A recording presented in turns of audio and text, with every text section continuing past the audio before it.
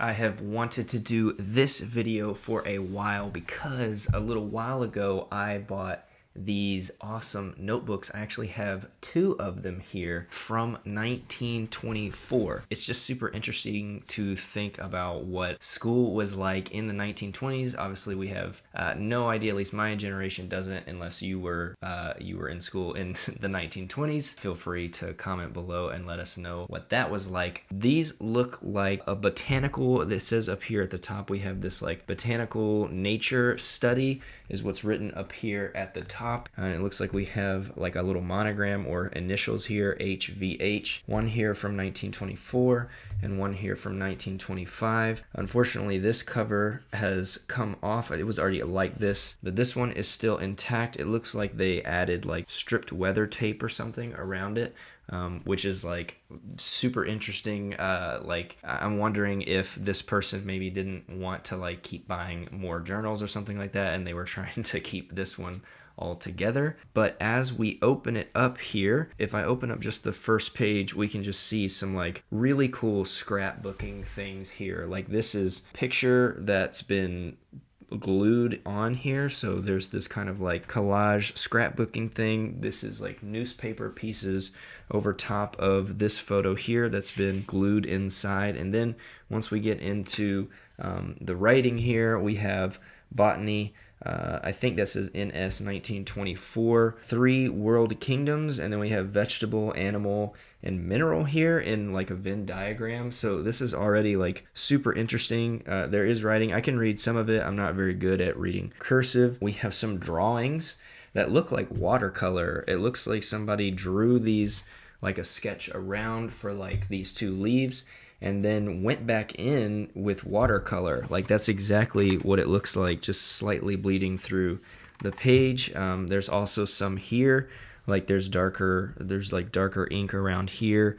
So that's just crazy interesting. Like just the amount of time I guess this person was spending in the school, or like either in their notebooks, or maybe they were just like super into botanical stuff and they were just like, this is my subject, like I'm gonna crush this, and paint at the same time. Now we have like more newspaper looking collage stuff, which I'm gonna guess is about it's about like, this is about trees here. This is about, yeah, these are all 3 different clippings from different tree articles. So this person's truly building a whole like botanical guide. We've got markings of the different parts of the petals and the stems and this flower here, which is like super cool. More different types of trees and saplings. There's a lot about saplings in this one.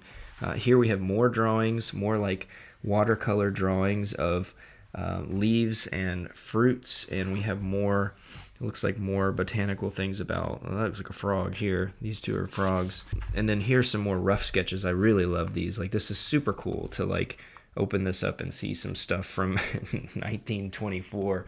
Like that's pretty insane that I'm holding this, that I just found in a random antique shop in the middle of North Carolina. Let's open up this other one. I'm going to be very, very careful with this because this floral here is super, super beautiful. It looks like they've put 2 pictures together. They've put 2 backdrops together. If I just get a little bit better view of this, or maybe it's even better right here, even more vivid right here. But this is super, super nice. It says, I'm pretty sure this says baby doll rose, because there's like, these are like several pictures on top of each other. And then we have like a little, looks like a little dedication piece right here, and then it says Botany and Nature Study. These are different initials here. So either these 2 people were in the same class and they're different people, which would be really cool, or this is the person that bought the notebooks for this one kid or whatever. And then we have here January 26, 1925. So this is mostly 1924 over here on the right side, and then we have 1925 over here on the left. Super, super interesting. And we have more. These are all both very similar. So we have a spinach leaf here, and this is a turnip. It's just so interesting how we've got notes up here on the top and then like a collage of pictures and stuff here on the bottom. This one's like super collage heavy. We've even got this like rugged picture of a hand pointing this way, like no no real reason for that. It's just like this person just decided like I'm gonna go above and beyond and draw this little hand, which I think is hilarious. I'm just so interested to know like how this class was structured. Like, look how pretty this is. That's amazing. Like, where did they get this from? This looks like a magazine.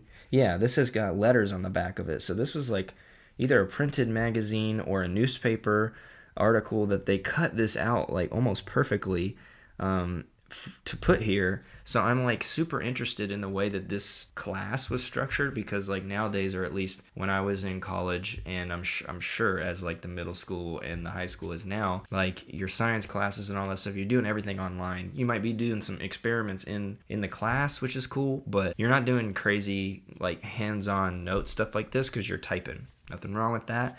It just seems like this was like, this probably stuck with these people a lot more. I mean, look at how much writing there is in this. Like, just, I mean, I haven't written this many notes. I don't think I may have never written this many notes, at least on one subject. This is insane. Like, some of this writing is super small. We've got diagrams of like this from the seed to the plant and how the roots come down in here. This is insane. Like, somebody was drawing all of this. This is nuts. And then we have all of these clippings. The entire class, or like a 2-semester class, or maybe this was like a final project or something that they turned in. We have clippings of like different animals. We have like geese and we have deer here. This is just so crazy. Like, now we're into February 1925 here. I'm just gonna flip through a couple of these just to see. We have somebody that's drawn like a map. Like, that's super cool. Look how intricate this is. Like, this is another thing that's really interesting to me, is that these people, when they were in, like, look at this lettering here too. Like, they were, I don't know if this was just a thing at the time, that there was no, you know, Illustrator, there was no Photoshop, there was no Affinity. You had to practice this all day long, like, to be good at it. And so I'm just wondering if like naturally people were like better at least naive illustrating, like they could get the point across, because this is like really nice over here. And then almost everything in both books have just been super nice, especially like the watercolor looking plants. Dot work here around this earth, it's called the Earth's makeup. Like, that's crazy. The lithosphere, hydrosphere, atmosphere, like, you're learning this stuff, but you bet you didn't draw that. I bet you didn't draw a stipple dot Earth. That's just insane. I don't even know what this is, but we're talking about butter and cheese and ice cream and like, I guess the compound fluid of milk and how that goes into each one. Like, there's such interesting stuff in this book. And it looks like at the end of each entry there are little signatures here. And what I'm going to guess is that typically where you see this red here, this is when you were turning in your work, at least from what I understand, all edits were in red. This is still how teachers edit today. If you are turning in, or at least when I was in school, when I turned in like a paper or something like that, all the markings were in red. There was never anything in black or blue because it would be confusing. So everything was in red. So here it looks like this was most likely done with nibs or some sort of fountain pen. And so you can really tell because it gets really bleedy and airy right here. So this looks like the teacher was probably signing off on that entry, like whatever part of the thing that they were doing, they saw it right through it and they signed off on it. So that's really cool to have. I've seen some stuff like that, but this is the first kind of component in my collection of vintage stuff where I've actually seen like an education piece. I have a lot of cards and I have a lot of labels and boxes and stuff, but this is the first kind of education staple thing I have. But as you can see here, as I come to the end of just turning through these, there's just so many notes. Like, we've got more. Look, that's a really nice one. Somebody wrote a note here. Your work is very good. Isn't that super cool? Like, right here, to have the teacher in March 17th, 1925, your work is very good. That's super cool. Like, I'm clearly this person knew their stuff. So I'm honored to have these little booklets here, because I don't know how many other kind of inspirational things you could grab from this. I'm probably going to grab crazy inspiration on how notes are structured, and like maybe go look at some of the illustrations that this person pasted down. There's like a picture of a reef. Like, there's just so much cool stuff in here, from the collage work to all these little individual plants and the way seeds are worked. So this person was clearly into the botany scene. Continued in number 2. So it looked like this person had another booklet here at the end of this one. And then let's check out the end of this one just to see how it is. Obviously I don't want to go on forever because I know you don't care about every single page. Looks like, yeah, so this is the same teacher here, and it looks like January 24, 25, 27, 1925, all great and well, signed by the same teacher. So I think these might have been 2 different students.